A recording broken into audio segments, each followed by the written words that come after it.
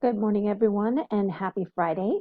So we're going to be doing a quiz review. So we're looking to have a quiz either on Tuesday or Thursday. I'm sorry, probably on Thursday next week.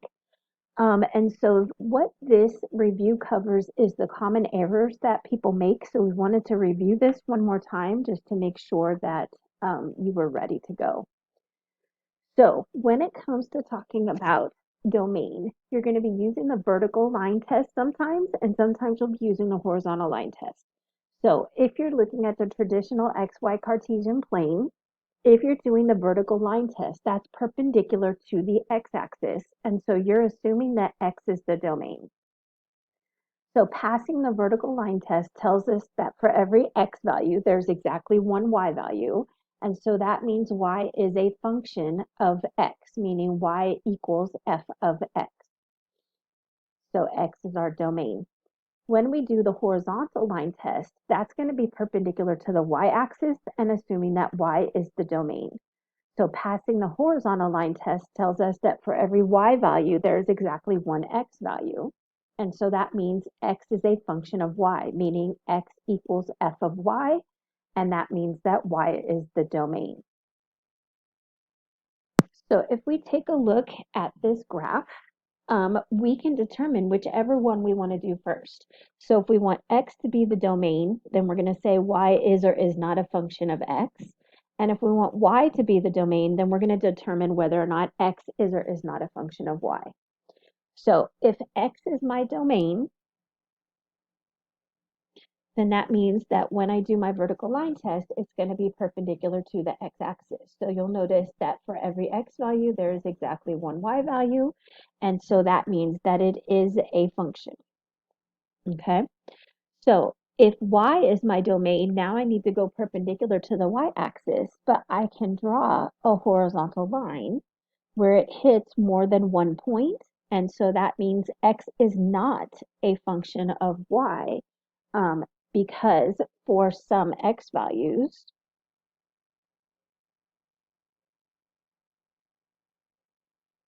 there are two y values.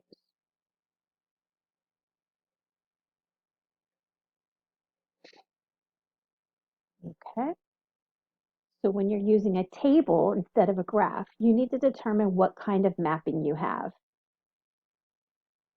So the following are functions because each domain value is mapped onto exactly one range value. So many to one and one to one all have the domain values mapping onto one range values, whereas the ones that are not functions are one to many and many to many. So if we take a look at this XY chart, if we let X be, or this first circle be all the X values and the second circle be all the Y values, I've got a 1, a 2, and a 3 without any repeats for the X's, and I have a 10, 9, and 7, and a 4 with no repeats for the Y values.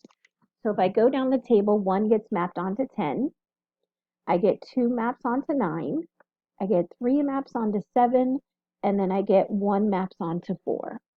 So on this side, we have 1, and then this 1 is getting mapped onto many over here. Okay?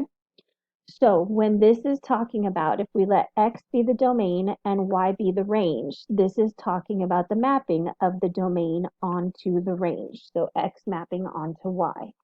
So do you see that that is a one to many mapping? Because I have this one value mapping onto many values over here.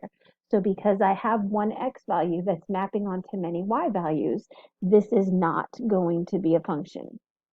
Okay? So if I flip that and I want y to be the domain, now we're looking at it from right to left.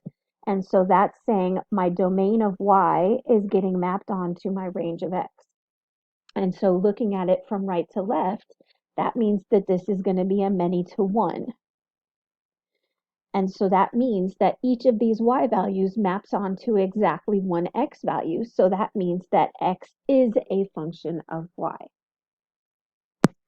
So another common error that we saw last year was with the window frame. So when you're describing domain and range in a window frame question, you want to make sure you add in that border that touches the end of the axis. If it doesn't touch the window frame, that means that it ends at a fixed point. But if it does touch the window frame, you're going to continue the graph on your paper in that same direction. And if the graph has an asymptote, then that's a boundary of the graph, but it's not a starting or ending point. So now that you've added the necessary sketches, then you're going to describe your domain and range. So looking at these two questions, I'm going to add in a window frame that touches the end of my axes.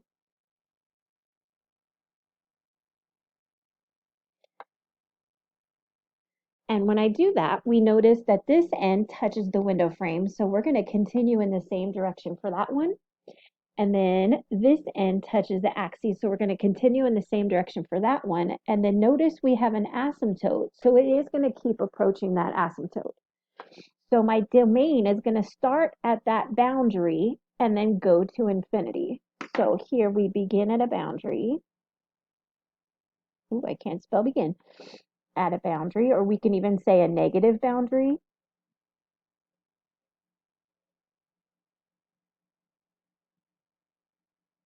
And goes to infinity.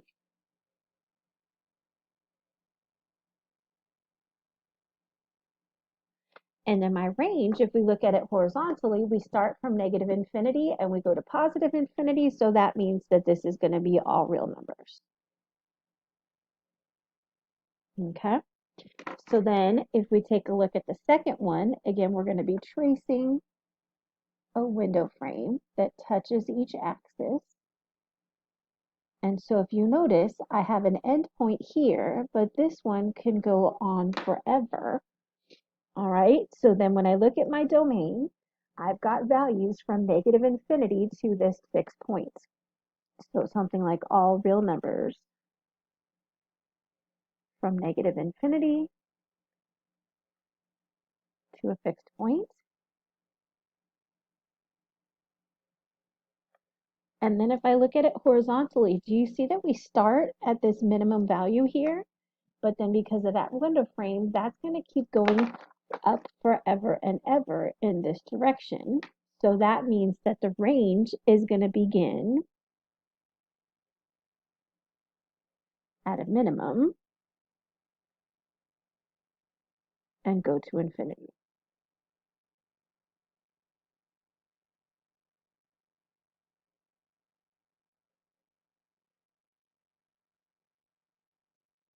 So when we're talking about interval notation from a number line, when we're describing the domain on the number line, each section of the graph has to be represented as an interval.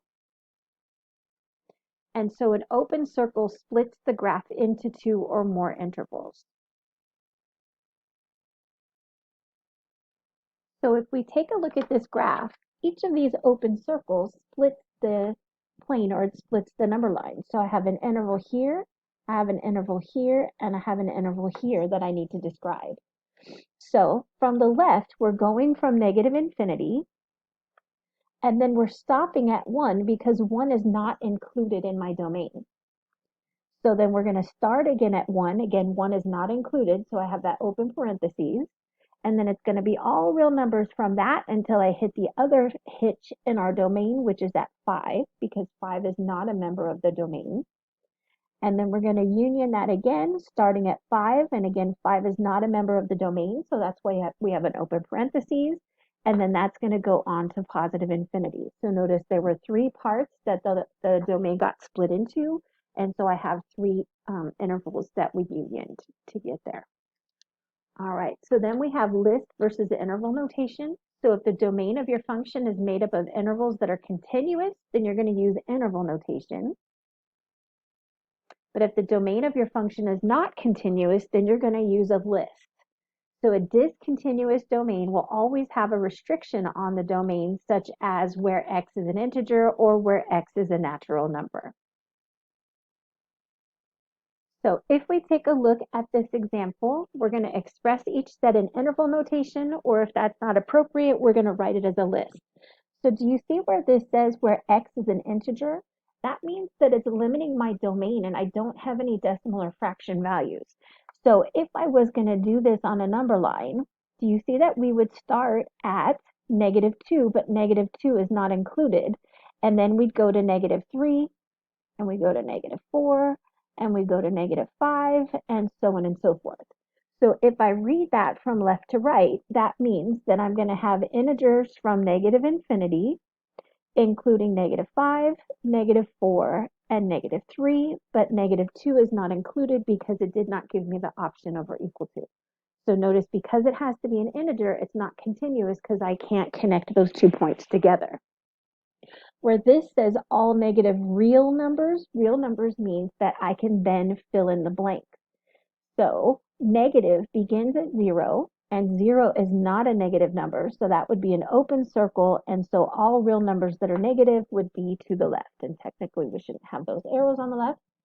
So in interval notation, that means that I'm starting from negative infinity. I'm going to be stopping at 0. And because 0 is not part of my domain, I'm going to make an open circle there instead of a closed circle. All right, so if the domain has intervals that are continuous, then you should use the term all real numbers. Any restrictions would come after this. So you would write in the words the restrictions similar to how you would write it algebraically. Since infinity is an idea and not a number, we cannot say all real numbers between 1 and infinity, but we can say all real numbers greater than 1. So if we look at this interval, if I did this on a number line, do you see that this would say closed circle at -1 and shaded to positive infinity? So we're going to start with all real numbers because it is continuous. And then do you see that my values are greater than? So we're going to say greater than. And then because -1 is included, we're going to say or equal to -1. And then on this graph, this is saying pretty much every number but 4. So I have an open circle at 4, and I'm shaded to the left, and I'm shaded to the right. So this would be something like all real numbers, excluding 4.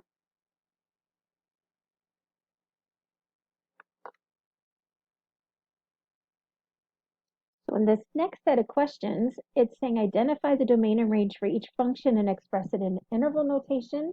So this is going to be similar to our window frame question. So we're going to go ahead and add in our window frames. And then we're going to consider our domain and range values. So these are continuing forever. So if I look at my domain, I've got domain values until I hit -1. So essentially think about it like I'm coming along here and I have an open circle. And then I have domain values until I go to infinity. So notice I have 2 different intervals that I need to describe. So one says go from negative infinity and stop at -1 because -1 is not included. And then union that with the second interval that starts at -1 not included and goes to infinity. When we talk about our range, there is no value that's excluded. So it is the entire y number line. And so that goes from negative infinity to positive infinity. So if we look at the next one, if I add in my window frame, for my domain, do you see that we're starting at this -3 and then I have x values forever from there. And then remember this window frame says it's going to continue forever. So my domain is going to start at -3 with -3 included and go to positive infinity.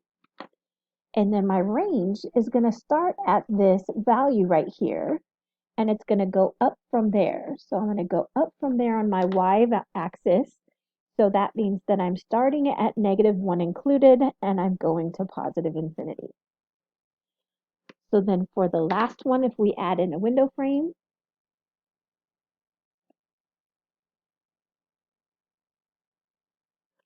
I have x values until I hit -2, and then I start at 0, and then I have x values from there.